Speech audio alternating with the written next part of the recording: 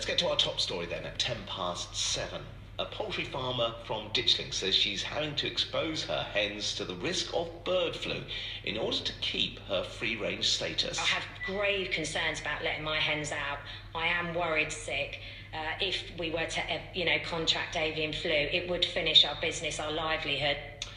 Mac Farm from Ditchling has been housing its chickens indoors for the last 12 weeks because of the government order brought about after the outbreaks of avian flu in Europe. BBC's Emma Simpson has more. Under EU rules, if birds have been housed for more than 12 weeks, they lose their free-range status. The government says the majority of farmers in England will be able to let their birds out, provided they meet strict biosecurity measures. But many farmers say they're either unable or unwilling to take the risk. The British Egg Industry Council has now decided that all commercial boxes of free-range eggs will carry a sticker telling customers that the eggs have been laid by hens currently kept in barns. So you might see these labels on eggs in supermarkets this week, and we wondered how important the free-range label was. I mean, when you're buying eggs, do you always look for free-range? I'd be interested to know when you are, whether or not free-range is essential or just important, or actually you don't give a monkeys. 81333, start your text with the word radio. Have a listen to what some people said. As long as then going forward, once the limit's over, they're back out, then that should be fine. As long as they're nice and warm and toasty and they're happy hens, I don't mind.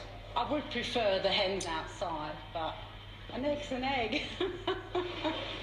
Well, many areas in rural West Sussex remain in the government's higher risk zones, including around Stenning and Ashington. There's a Littlehampton corridor going up north to Billingshurst as well. East of Chichester as well, there's a big area of higher risk there on the DEFRA map. Not surprising then that farmers here are worried about the threat of their stock getting bird flu, saying that that's still pretty real. And if they want to sort of keep the free-range label, they've got to take a risk.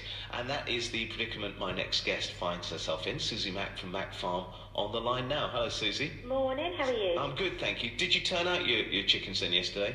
Well, our little hospital wing went out yesterday for the first time in 3 months, and the rest of them are going out today. But not without, worries.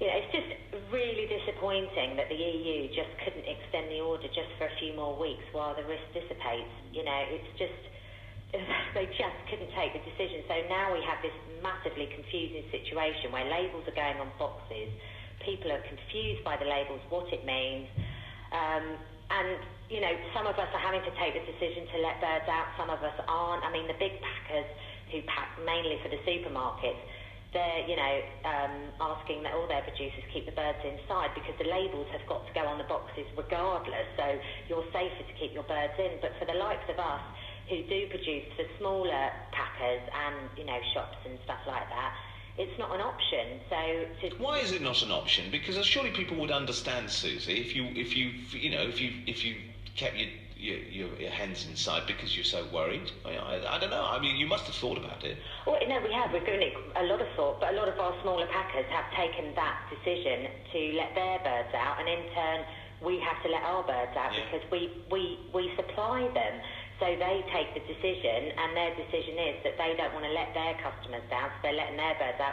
So they expect us to let our birds out, and of course, we have to do what we have to do. And I haven't spoken to a single farmer who isn't concerned about this. But there are a lot of farmers like you in East Sussex having to let their birds out? Yes, and I think we're all, all we say to each other is fingers crossed. But you're not in the high risk area. I mean, that's West Sussex, isn't it? So maybe you'll be fine. But high risk, low risk. All it takes is a wildfowl, goose, duck, any type of wildflower that is infected to basically fly straight over my farm, have a poop, and my chickens will tread on it, or somebody walking through the farm could tread on it, and then if they walk back into our sheds, they infect the entire farm. What would be the impact of that on you? Oh, well, I think that would be the end of us. I mean, I think most farmers carry some insurance for this, but it doesn't carry the cost of the clean-up, which is extensive. Every bird on our farm would be killed on farm, and that includes all our pets, our pet birds, everything. They would all be killed on farm. farm, then the clean-up operation is literally months. The whole area would be segregated off. Nobody would be allowed on farm, nobody would be allowed off farm, and obviously we would lose all our customers. We would then not be able to restock for months and months and months, and just the general cost of these secondary cleans, third cleans. I just think it would finish us off, and the thought of that is absolutely terrifying. You know, we work so hard here to do the right thing, to do everything correctly, to give our chickens a lovely life. And I just thought, for the sake of a few weeks, the EU I could have just, men in suits making decisions about my farm and everybody else's farm. It's not right, is it? It's not right. That should have come from people in the know who understand the situation. A few nervous nights for you then, Susie. Well, yeah, we'll keep everything nights. crossed to this end, and I'm sure you have as well. Thanks for coming on. That's okay, thank you. Bye. Susie Mack from Mack Farm there. Maria Caulfield, Conservative MP for Lewis, has been listening to that. Maria, I mean, you obviously you have sympathy for Susie because you're taking up the case of people like her. Would it have been so much simpler just to say, look, all chickens can stay inside for a few more weeks?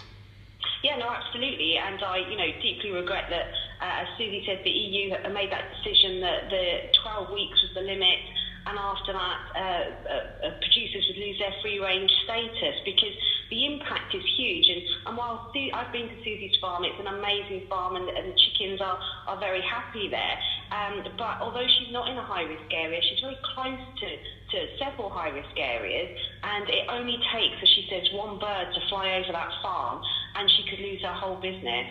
But I suppose the alternative, I heard why Susie doesn't feel she can do this, but the alternative is, well, err on the safe side, put a label on the box, say, this has been in a barn for now. That's an okay alternative, isn't it? Well, the difficulty is, if you're a free-range egg producer, your eggs are usually slightly more expensive, and if when you put a sticker on, it appears that your eggs are no longer free-range, people will go for the cheaper alternative. We know that that's human nature. So, if the EU had given them, say, another 4 weeks, and, in that time it would be likely that this outbreak would have been controlled, we wouldn't have this problem at all. There's just the inflexibility of this situation has having a huge impact on free-range farmers, and I'm personally a huge supporter of those in the free-range industry, and we should be encouraging them, because they do always have slightly higher risks than those who don't go down the free-range route, which I personally think is better for animals, better for the food chain. And so I'm disappointed, and hopefully going forward as we come out of the EU, DEFRA would have a bit more flexibility, and we wouldn't be in this situation. Okay, Maria, thanks a lot. 17 minutes past